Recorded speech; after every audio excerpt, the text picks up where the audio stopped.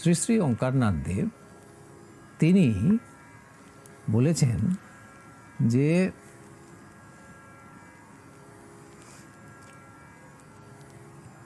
সমস্ত জগৎ, যা কিছু দৃশ্য জগৎ, সেটা হলো ওঙ্কার।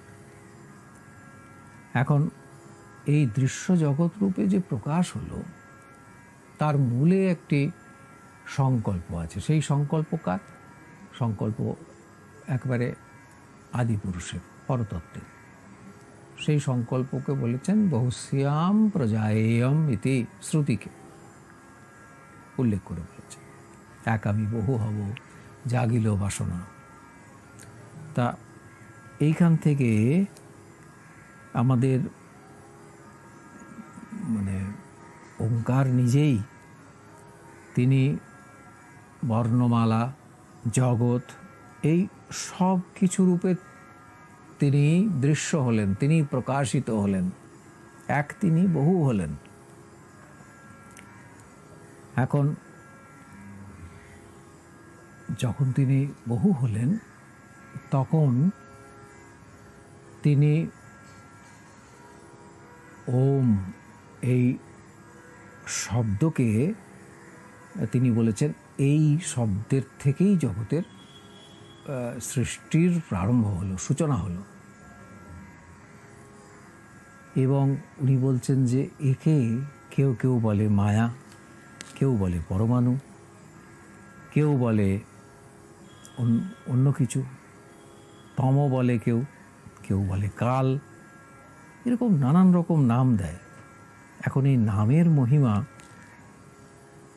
মানে এর দ্বারা তারা যেটা করতে চেয়েছেন সেটা হচ্ছে আসলে কিন্তু ওই ওঙ্কারকে অথবা যে নামকে, কারণ প্রতিটি বর্ণমালাই হচ্ছে মন্ত্র, এমন কোনো বর্ণমালা নাই যা মন্ত্র নয়, কারণ ওঙ্কার থেকে তা আবির্ভূত হয়েছে।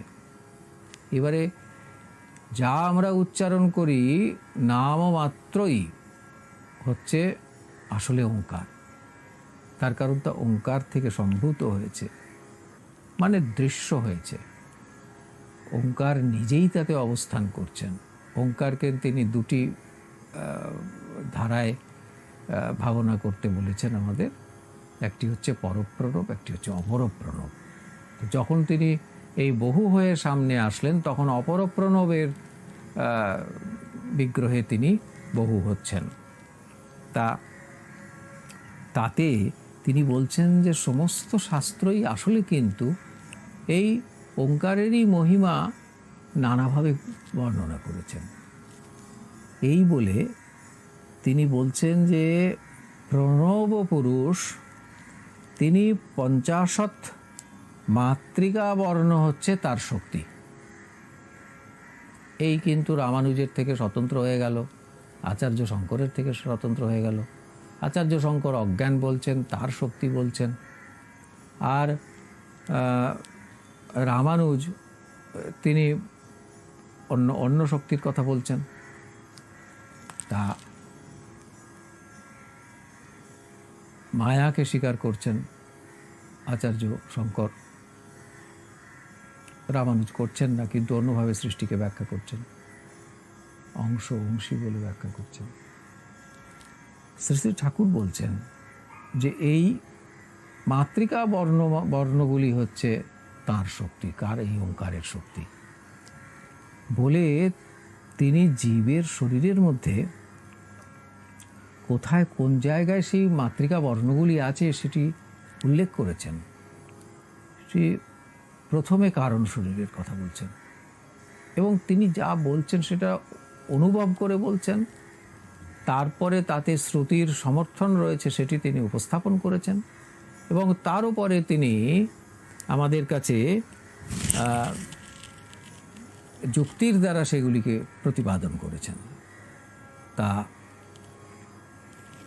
তিনি কারণ শরীরের বিষয়ে বলেছেন যে সেটা সহস্রারে আছে, এবং মানে মাতৃকা কারণ শরীর মাতৃকা বর্ণ সহস্রারে রয়েছেন। কারণ শরীর ষটচক্র সেটি সূক্ষ্ম শরীর আর স্থূল দেহ, এই সব জায়গাতেই রয়েছেন। তার একটি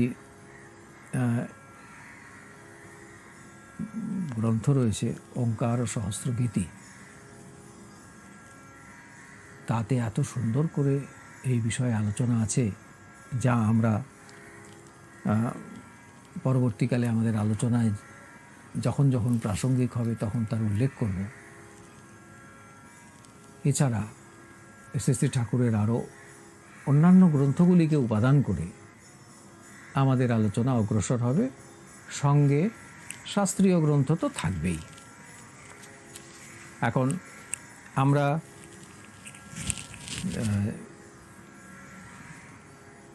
ইয়েতে জানতে পারলাম, এত দীর্ঘ আলোচনাতে আমরা জানতে পারলাম যে মনন হচ্ছে মনের ধর্ম।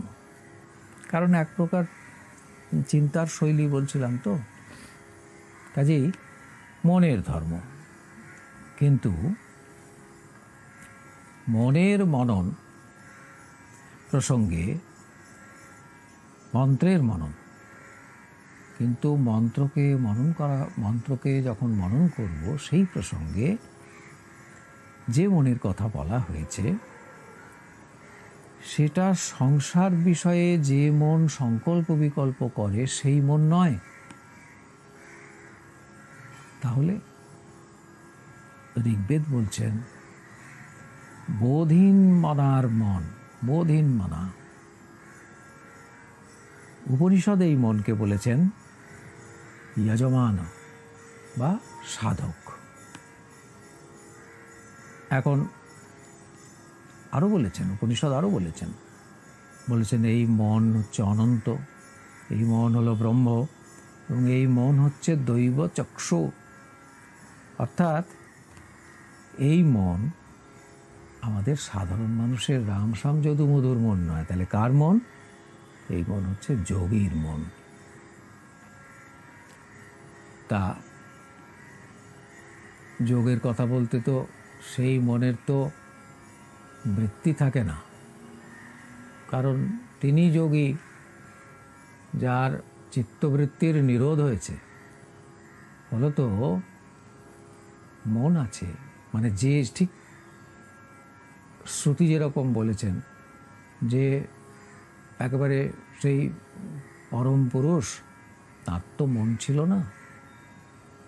কারণ অদ্বৈত বেদান্ত মতে মন তো পরে সৃষ্টি হয়, কার্যবস্তু। তার তো মন ছিল না, তা সংকল্প করল কে? সংকল্প করল এই বৃত্তিরহিত মনের মতো, মনসোর এ তাহা, এই কথা বলা আছে। তা যোগীর মন সে তো বৃত্তিরহিত, কারণ অন্তঃকরণের চিত্তবৃত্তি যখন আর ক্রিয়াশীল থাকে না, তখন সাধক যোগীতে উত্তরিত হন। এখানে শ্রুতি বলছেন যে এই মন হলো যোগীর মন। আর ইন্দ্রিয়ের যে ইন্দ্রিয় যা কিছু দেখতে পায় সে সবগুলোরই তো একটা শেষ আছে। সেই যে শান্ত, শান্ত মানে এখানে দন্তস্বয় আকার নয় তয়, দন্ত নয় তয়, তো এই যে শান্ত অন্ত আছে, এই রকমের যে দর্শনের, তার গভীরে প্রজ্ঞার দৃষ্টিতে এই যোগীর কাছে উন্মোচিত হয় অর্থের যে অনন্ত রূপ, সেটা তার কাছে প্রকাশিত হয়। যোগী তখন অল্পের মধ্যে ভূমাকে দেখতে পান। তাহলে অল্পের মধ্যে ভূমাকে দেখতে পান। আমরা বলছিলাম দুটি ধারা রয়েছে আমাদের সাধনের, একটি ঋষি ধারা, একটি মুনি ধারা। তাহলে ঋষি আমরা বলেছিলাম চোখ খুলে তিনি সর্বত্র সেই পরতত্ত্বকে দেখতে পান। আলোচনা সেই জায়গাতেই এসে উপনীত হয়েছে যেখানে শ্রুতি বলছেন, মানে শ্রুতির সমর্থনে আমরা সে কথা স্মরণ করছি যে যোগী অল্পের মধ্যে ভূমাকে দেখেন,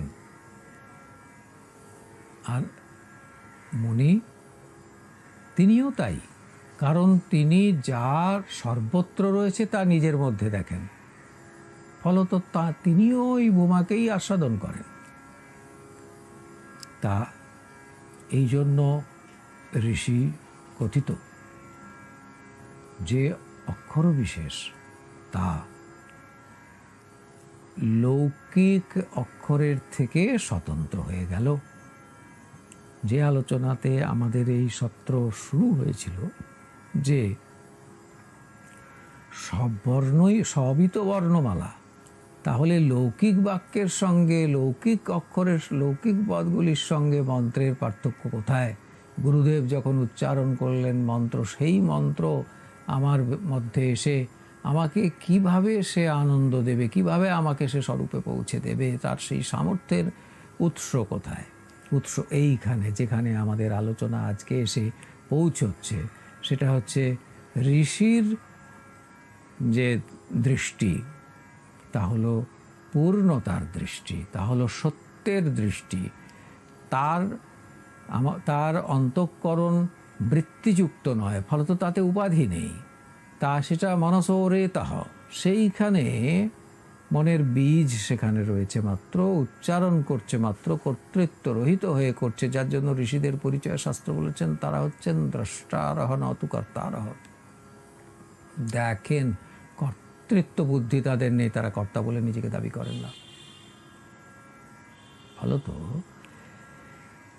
এই তাদের উচ্চারিত, তাদের বলা যে অক্ষর বা পদ, সেগুলি মন্ত্র। এই মন্ত্র লৌকিক বাক্যের থেকে স্বতন্ত্র হয়ে তা আমাকে দুঃখের থেকে নিবৃত্ত করে। যদি আমি তাকে আশ্রয় করি, মনন করতে পারি তো ঠিক আছে। অর্থাৎ মন্ত্র জপ করবার সময়ও আবার সেই মন্ত্রের নিহিত অর্থকে ধ্যান করবার সাধনায় সে ধারা আছে, করতে পারি তো খুবই ভালো। যদি শুধুমাত্র হেলা শ্রদ্ধা ভাবিবার নাহি প্রয়োজন, যেমন এতে পারো তুমি জপ অনুক্ষণ, শ্রী ওঙ্কারনাথ দেবের এই বাণীকে আশ্রয় করে যদি এগিয়ে যাই, আমার সে সামর্থ্য নেই যে আমি তার অর্থ অনুধাবন করতে পারি। আমি শুধুমাত্র উচ্চারণ করব, তাতেই হবে, সব হবে।